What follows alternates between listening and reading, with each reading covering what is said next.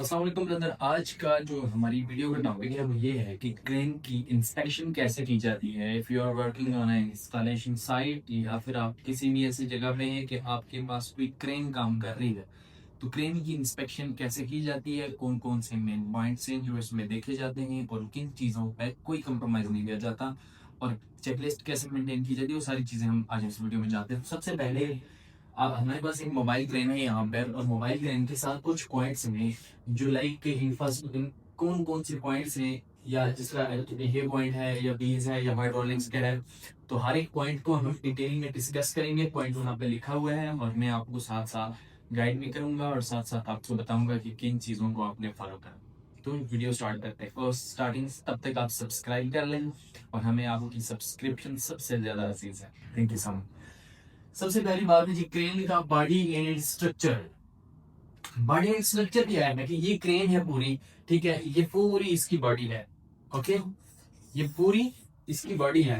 अभी क्या है कि इसकी बॉडी में क्रेन दिखने में अच्छी है। अभी हम गाड़ी को देख के अंदाजा लगा सकते हैं कि ये खटारा है या किस किस्म की है। तो इसकी जब बॉडी एंड स्ट्रक्चर की बात करें तो वो हमने पूरा देख लेना है कि इसका होलिया कैसा लग रहा है, कि क्रेन दिखने में पता चल जाता है कि अच्छी है या नहीं है। एक चीज। दूसरी चीज आपने देखनी है कि बूम इंसेक्शंस। बूम क्या है? ये यहाँ से लेके ये चीज इधर तक, ये पूरा इसका बूम है। ये जितना आगे लंबा होता है, जितना खुलता है, बाहर निकलता है, इसको बूम कहते हैं। ठीक हो गया? ये बूम है। अब इसकी सेक्शंस क्या आ जाते हैं, जिस तरह ये पुली है, ये ऑक्सिलरी होइस्ट है, ये ब्लॉक है, ये चेन स्निंग है, ठीक है। उसके बाद ये ऑक्सिलरी होइस्ट। अभी क्या है, ये ऑक्सिलरी वो क्या है, तो ये क्या चीजें होती हैं कि ये सारी की सारी चीजें सेक्शंस में आती हैं। आपने ये चीजें इंश्योर करना है कि ये चीजें इसकी ठीक हो। इसके अलावा लोड ब्लॉक इन शीप्स को आपने देखना है। अभी क्या है कि ये जो लोड ब्लॉक है, ये इसको ब्लॉक कहते हैं। ठीक हो गया? अभी इसको भी आपने इंश्योर करना है। ये जो पुल्ली है, ये जो वायर और यहाँ पैसे उनकी जा रही होती है, इसको भी देखना है। इसके अंदर किसी भी किस्म का कट नहीं होना चाहिए, ठीक है। किसी भी किस्म का कोई ब्रोकन नहीं होनी चाहिए वायर रोग आपकी। इसके अलावा वो बेंट ना हो, ट्विस्टेड ना हो, ये सारी चीजें आपने मेक श्योर कर लेनी। इसके अलावा लुब्रिकेटेड होती है वो, आई थिंक, तो वो सब चीजें भी इसमें होनी चाहिए। इसके अलावा आ जाता है आउटरिगर्स एंड स्टेबलाइजर्स। आउटरिगर्स क्या होती हैं? ये हैं इसके आउटरिगर फ्रेम के, एक, दो, तीन और चौथा इस जगह पीछे है। अब ये चार क्या है? ये आउटरिगर है। जब भी क्रेन का आउटरिगर बाहर निकलता है इस तरह, तो उसके नीचे हम एक आउटरिगर पैड रखते हैं, ठीक है। ये पैड क्या करता है कि ये क्रेन के लोड को डिस्ट्रीब्यूट कर देता है। एक पॉइंट के ऊपर जो वेट होता है उसको डिस्ट्रीब्यूट कर देता है और वो ग्राउंड के अंदर जाने से बच जाती है, क्रेन स्टेबलाइज हो जाए। तो क्या है कि ये आउटरिगर्स हैं, जितने भी ये आउटरिगर्स को आपने देखना है और आउटरिगर्स के साथ आपने इनके स्टेबलाइजर्स को भी या आउटरिगर पैड्स को भी मॉनिटर करना है, देखना है, इंश्योर करना है कि वो अपनी सही हालत में होना चाहिए। इसके अलावा टायर एंड व्हील्स आ जाता है। टायर एंड व्हील्स को आपने देखना है कि इनका टायर का प्रेशर, फिर टायर ठीक होने चाहिए, फट ना जाए और लोड के बीच में ये ना हो कि क्रेन का वजन खुद का भी बहुत ज्यादा होता है। तो जब काउंटर वेट क्रेन के ऊपर होता है तो मोस्टली टाइम के ऊपर जो दूसरी ऑल टाइम क्रेन्स हैं, मैं आपको बाद में वो भी बताऊंगा, तो उसका काउंटर वेट जब तक लगा होता है तो काउंटर वेट के साथ में वो क्रेन को मूव नहीं करते। तो पहले क्रेन घुमा के अपना काउंटर वेट अपने ऊपर उतारती है, एक जगह पर एक मरकज में उतारती है, और उसके बाद फिर वो घूम के मुंह बंद करके तो पोजीशन पे आती है कि वो चलने की काबिल होती है। और उस टाइम भी टायर के ऊपर बहुत ज्यादा प्रेशर होता है। ठीक हो गया? दूसरी चीज है इसकी hydraulic lines and cylinders. Hydraulic lines कौन सी होती है? ये इसका हाइड्रोलिक सिलेंडर है, ये, ठीक है। ये आउटरिगर्स के बीच में भी हाइड्रोलिक सिलेंडर्स होते हैं, ये भी है, ये भी है।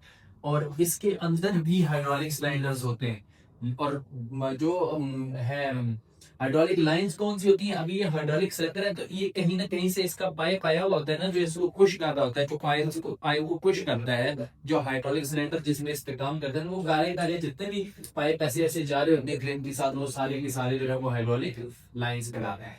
इसके अलावा फ्लूइड लेवल्स, इसका इधर एक क्रेन में मीटर लगा होता है, इस साइड पे भी होता है या उस तरफ होगा, या उसके अंदर भी पास होगा, क्रेन से शो करता है। तो उसके अंदर आपका फ्लूइड जितना भी होता है उसका इस तरह से लेवल शो कर रहा होता है कि वो किस स्टेज पे है, ये भी आपने इंश्योर करना। इसके अलावा सेफ्टी डिवाइसेस आपने सारी चेक कर लेनी है। सेफ्टी डिवाइसेस में इसकी जो है एंटी टू ब्लॉक डिवाइस ये है, ये सही तरीके से काम कर रही हो। इसके अलावा इसका हॉर्न काम कर रहा हो, ये एडमोमीटर भी इसका काम कर रहा हो। इसके अलावा जो है क्रेन का अपने हॉर्न वगैरह देख लेना है। ये सारी चीजें आपने मेक श्योर कर लेनी है कि ये सारी चीजें काम कर रही है, ठीक है। इसके अलावा इसका ब्रेक और स्टीयरिंग चेक करना है। ब्रेक और स्टीयरिंग में जो है इसका ब्रेक का फ्लूइड जो है वो देख लेना है, ब्रेक सही तरीके से काम कर रही है वो देख लेने हैं। और सॉरी, सेफ्टी डिवाइसेस में एक चीज मुझे याद नहीं रही, ये चीज, ये इंडिकेटर लाइट्स, ये बहुत इंपॉर्टेंट चीज होती है। ये दो जगह पे होती है, यहाँ पर भी कुछ क्रेन्स पे होती हैं इस जगह के ऊपर भी, और यहाँ पर भी होती है, ठीक है। तो ये इसको मेक श्योर करना है कि आपने ये भी चीज वर्किंग करनी हो। जब ये इसके तीन होते हैं, एक येलो होता है, एक ग्रीन होता है और एक रेड होता है। तो जब येलो होता है तो इट मीन्स की ये वार्निंग दे रही है, जब ग्रीन होता है तो ये सब ओके है, और जब रेड हो जाता है तो स्टॉप टबक कि क्रेन में कुछ फॉल्ट है, क्रेन रेडी से बाहर जा रही है, लोड ज्यादा है, कैपेसिटी से चीजें हो रही, तो कुछ प्रॉब्लम है, ठीक है। तो वो सब होता है। तो उसके बाद आपने ब्रेक्स वगैरह को और स्टीयरिंग वगैरह को देख लेना है कि वो प्रॉपरली वर्क करना हो। उसके बाद आ जाता है जी लोड चार्ट मैनुअल्स। तो मेक श्योर करें कि आपके ड्राइवर के केबिन के अंदर लोड चार्ट पड़ा हुआ हो, ऑपरेटर का मैनुअल पड़ा हुआ हो, क्रेन का मैनुअल पड़ा हुआ हो। तो जो मैन्युफैक्चरर है उसकी तरफ से जितनी भी इंस्ट्रक्शंस हैं वो क्रेन के अंदर उसकी हार्ड कॉपी मौजूद होनी चाहिए आपके केबिन के अंदर। इसके अलावा ग्राउंड वर्क एरिया है, ग्राउंड को कैसे देखना है आपने कि क्रेन अगर आपने यहाँ पे इंस्टॉल की हुई है, यहाँ पर आप इंस्टॉल कर रहे हैं क्रेन को, तो इसकी जो ग्राउंडिंग है वो प्रॉपरली होनी चाहिए। ऐसा है कि अनइवन ग्राउंड के ऊपर क्रेन जो है वो नहीं लगानी। एक्सकवेशन की क्रीप क्रेन आपने नहीं लगानी। एक्सकवेशन से हमेशा आउटरिगर पैड 1 मीटर दूर होना चाहिए, क्योंकि जब क्रेन ऐसे एक जगह पे लगती है क्रेन, तो उसके आउटरिगर पैड जो है वो बाहर निकलते हैं, ठीक है, यहाँ तक। तो ये जो है ये पैड ये 1 मीटर अवे होना चाहिए एक्सकवेशन से, समझ आ गई। उसके बाद रिगिंग इक्विपमेंट को आपने चेक कर लेना है। रिगिंग इक्विपमेंट में आपकी चेन स्लिंग्स आ जाएंगी, आपकी वेब स्लिंग्स आ जाएंगी, आपके शेकल्स आ जाते हैं, वो चाहे वो शेकल है, डी शेकल है।